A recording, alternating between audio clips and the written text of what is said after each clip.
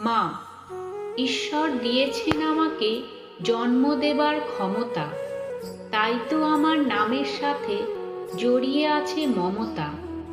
ছোট্ট একটি শব্দ, পৃথিবীর শ্রেষ্ঠ মধুর ডাক। আমার নীতি, আমার ধর্ম প্রতিপালনে আমি সর্বদা সজাগ। আমি নারী, আমি মা, আমার সার্থক জীবন তাই। নাইবা হলাম চাকুরিজীবী, তাতে কোনো দুঃখ নাই। পৃথিবীকে সুন্দর রাখার দায়িত্ব পরম পিতা আমাকে দিয়েছেন। সংসার কাজে নিপুণা, তাই নারী জাতিই হয়েছেন। শত অভিমান থাকলেও মনে ভুলে যায় সব নিমেষে। সবাইকে নিঃস্বার্থ হয়ে তাই মাই ভালোবাসে।